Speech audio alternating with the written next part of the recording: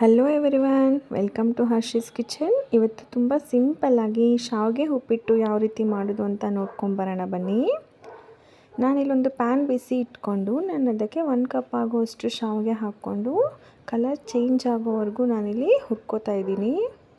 ನೋಡಿ, ಈ ಥರ ಕಲರ್ ಚೇಂಜ್ ಆಗಬೇಕು. ನಾನು ಇದನ್ನು ಒಂದು ಪ್ಲೇಟ್ಗೆ ಸೈಡಲ್ಲಿ ತೆಗೆದಿಟ್ಕೊತೀನಿ. ಅದೇ ಪ್ಯಾನ್ಗೆ ನಾನಿಲ್ಲಿ 3 ಸ್ಪೂನಷ್ಟು ಎಣ್ಣೆ ಹಾಕ್ಕೊತಾ ಇದ್ದೀನಿ. ಅರ್ಧ ಸ್ಪೂನಷ್ಟು ಸಾಸಿವೆ ಹಾಕ್ಕೊತಾ ಇದ್ದೀನಿ. ಅರ್ಧ ಸ್ಪೂನಷ್ಟು ಉದ್ದಿನಬೇಳೆ ಹಾಕ್ಕೊತಾ ಇದ್ದೀನಿ. ಅರ್ಧ ಸ್ಪೂನಷ್ಟು ಕಡಲೆಬೇಳೆ ಹಾಕ್ಕೊತಾ ಇದ್ದೀನಿ. ಎಲ್ಲ ಹಾಕ್ಕೊಂಡು ಸ್ವಲ್ಪ ಕಲರ್ ಚೇಂಜ್ ಆಗೋವರೆಗೂ ಹುರ್ಕೊಳ್ಳೋಣ. ನಂತರ ನಾನಿಲ್ಲಿ ಒಂದು 3 ಬೆಳ್ಳುಳ್ಳಿ ಹಚ್ಚಿಟ್ಕೊಂಡಿದ್ದೆ ಹಾಕ್ಕೊತಾ ಇದ್ದೀನಿ. ಒಂದು 4 ಹಸಿಮೆಣಸಿನ್ಕಾಯಿ ಹಾಕ್ಕೊತಾ ಇದ್ದೀನಿ. ಅದೆಲ್ಲ ಎಣ್ಣೆಯಲ್ಲಿ ಫ್ರೈ ಮಾಡ್ಕೊಳ್ಳೋಣ. ನಂತರ ನಾನಿಲ್ಲಿ ಕರಿಬೇವು ಸೊಪ್ಪು ಹಾಕ್ಕೊತಾ ಇದ್ದೀನಿ, 1 ಕಡ್ಡಿ ಹಾಕ್ಕೊಂಡು ಇದೆಲ್ಲ ಫ್ರೈ ಮಾಡ್ಕೊಳ್ಳೋಣ. ನಂತರ ನಾನಿಲ್ಲಿ ಒಂದು ಈರುಳ್ಳಿ ಕಟ್ ಮಾಡಿ ಇಟ್ಕೊಂಡಿದ್ದೆ, ಅದನ್ನು ಸೇರಿಸ್ಕೊತಾ ಇದ್ದೀನಿ. ಈರುಳ್ಳಿ ಎಲ್ಲ ಕಲರ್ ಚೇಂಜ್ ಆಗೋವರೆಗೂ ಹುರ್ಕೊಳ್ಳೋಣ.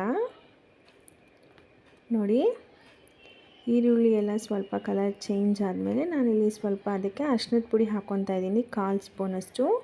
ಅದೆಲ್ಲ ಹಾಕ್ಕೊಂಡು ಚೆನ್ನಾಗಿ ಫ್ರೈ ಮಾಡ್ಕೊಳ್ಳಿ. ಎಣ್ಣೆಯಲ್ಲೇ ಈರುಳ್ಳಿ ಚೆನ್ನಾಗಿ ಫ್ರೈ ಆಗಬೇಕು. ನಂತರ ನಾನಿಲ್ಲಿ 1 ಟೊಮೆಟೊ ಹಚ್ಚಿಟ್ಕೊಂಡಿದ್ದೆ, ಮೀಡಿಯಮ್ ಸೈಜು, ಅದು ಹಾಕ್ಕೊತಾ ಇದ್ದೀನಿ. ಟೊಮೊಟೊ ಎಲ್ಲ ಆ್ಯಡ್ ಮಾಡಿಕೊಂಡು ಮಿಕ್ಸ್ ಮಾಡ್ಕೊಳ್ಳೋಣ. ಟೊಮೊಟೊ ಚೆನ್ನಾಗಿ ಒಂದು ಸ್ವಲ್ಪ ಹೊತ್ತು ಬೇಯಿಸ್ಕೊಳ್ಳೋಣ.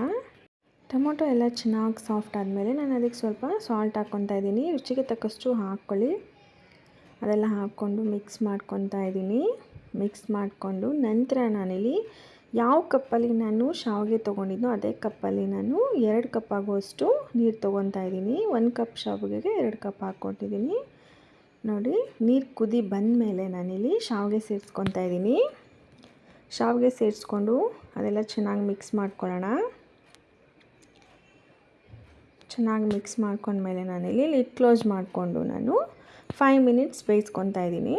5 ಮಿನಿಟ್ಸ್ ಬಿಟ್ಬಿಡಿ. ನೋಡಿ, ನಂತರ ನಾನಿಲ್ಲಿ ಕರಿಬೇವಿನ ಸೊಪ್ಪು ಸ್ವಲ್ಪ ಕೊತ್ತಂಬರಿ ಸೊಪ್ಪು ಕಟ್ ಮಾಡಿ ಇಟ್ಕೊಂಡಿದ್ದೀನಿ, ಅದನ್ನೆಲ್ಲ ಸೇರಿಸ್ಕೊತಾ ಇದ್ದೀನಿ.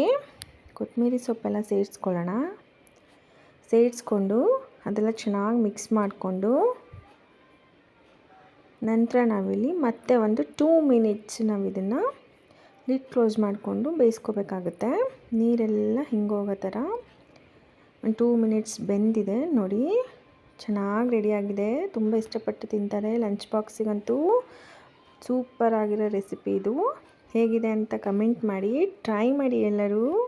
ಸಬ್ಸ್ಕ್ರೈಬ್ ಮಾಡ್ಕೊಳ್ಳಿ. Thank you.